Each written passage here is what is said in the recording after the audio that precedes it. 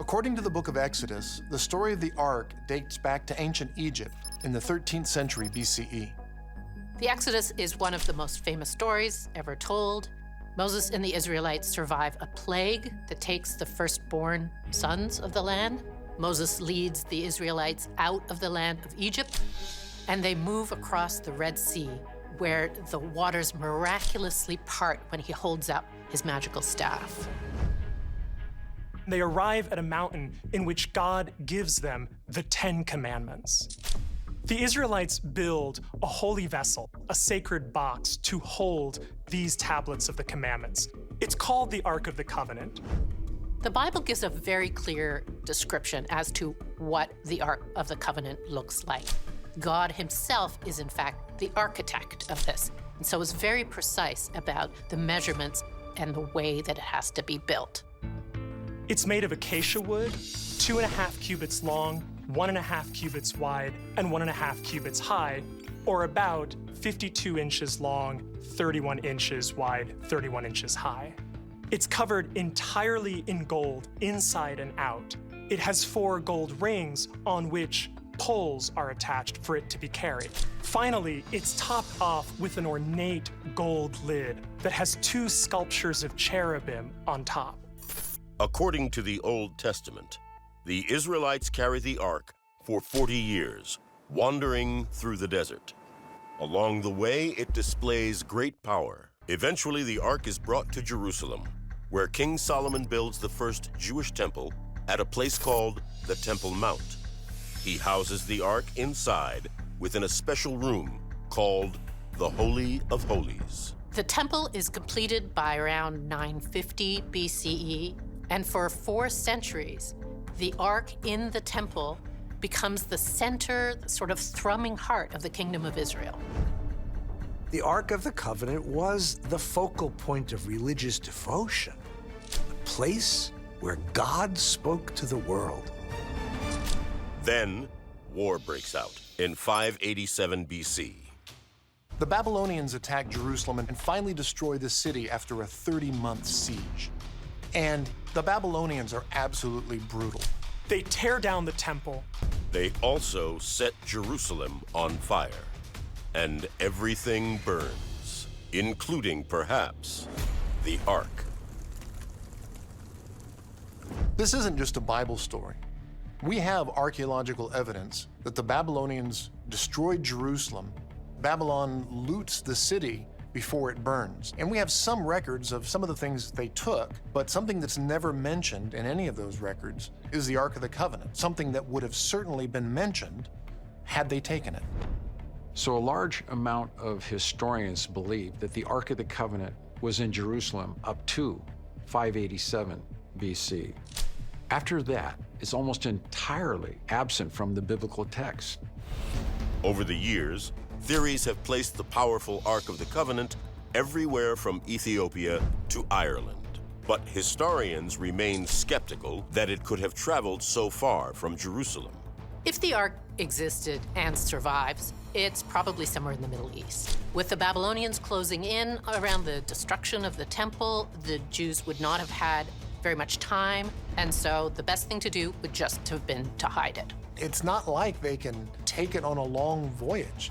They would have probably had to carry it on foot. It probably didn't travel very far. So you're definitely left with a limited radius in which to look. Could they even have gotten the Ark out of Jerusalem? Some theorists note that before the Babylonians actually laid siege to the city, they actually surrounded it for a couple of years, and it would have been impossible to have smuggled anything in or out. But in 2007, a new discovery challenges that thinking. A team of archaeologists, Ronnie Reich and Eli Shukron, discovered what they call an escape hatch, a tunnel running from the Temple Mount all the way down outside of the city. The tunnel has walls that are up to 10 feet tall. That's plenty of space for a group of priests to have smuggled out considerable numbers of objects, including the Ark of the Covenant. This tunnel leads under the city walls to the Kidron Valley. So now we have a possible escape route for the Ark of the Covenant. The discovery of this tunnel connects a lot of the biblical dots of the story of the Ark.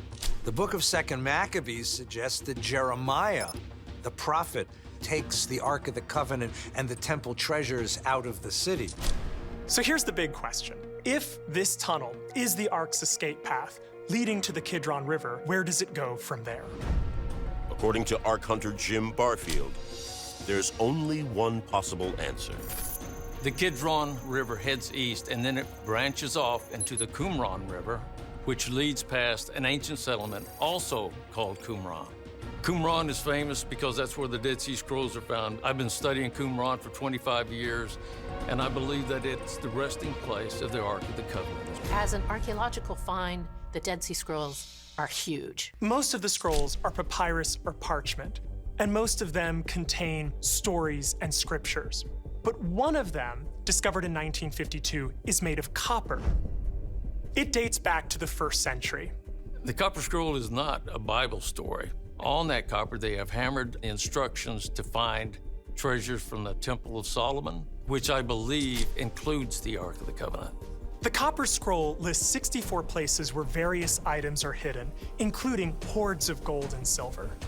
But the text is vague and difficult to decipher, possibly to prevent outsiders from discovering the location of these sites.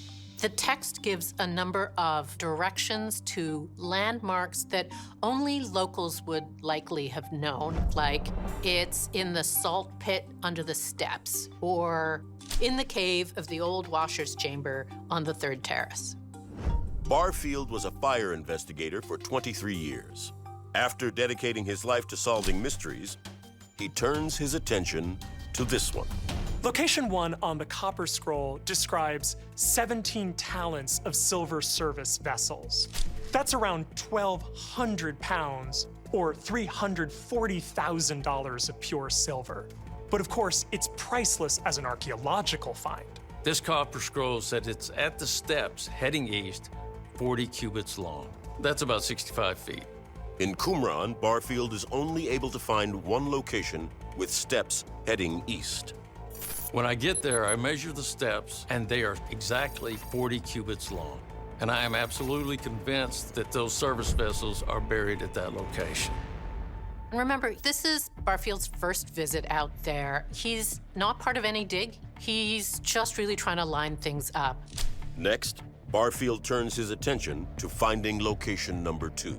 A second location on the copper scroll says, in the dry cistern at the great ruined courtyard of the peristyle, in the soft sea floor is hidden polished gold. In front of the uppermost opening are 900 talents. That's an incredible 33 tons of polished gold.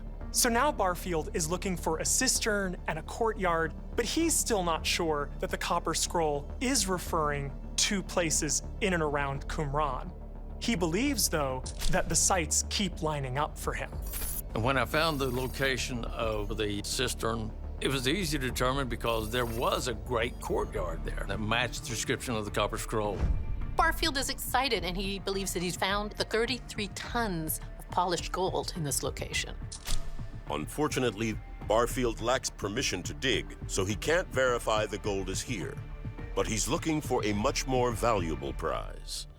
Locations 1 and 2 are lining up, but my ultimate goal is to find location number 3, which could hold the temple treasures of King Solomon and the Ark of the Covenant.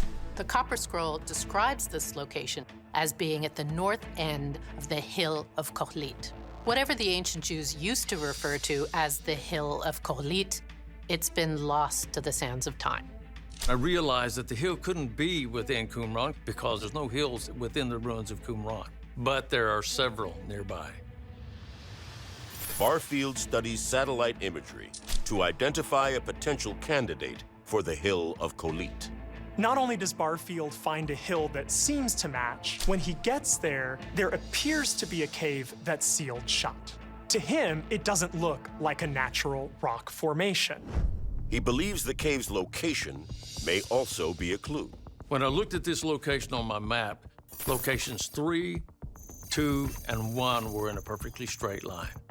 It was as if whoever wrote this document was leading me to this specific location. Barfield is eager to prove this cave is hiding something. I decided that I would take a sample of this stone and send it off to a lab in Skokie, Illinois, where we had it examined, and they find that it is man-made mortar in a common mixture and formula from that time frame. Why would somebody seal a random hill with concrete? So James Barfield takes all of this evidence and requests the permission of Israeli authorities to conduct a dig. They don't go that far, but they do allow him to return in 2014 with a parliamentary delegate named Moshe Feiglin. This time, he's able to bring in more advanced equipment. What we decided to do was buy an industrial metal detector. Before I went back, we took that metal detector and I buried 30 pounds of silver in my front yard to get a baseline to make sure that what we were seeing, we could judge it against whatever we might find at Qumran.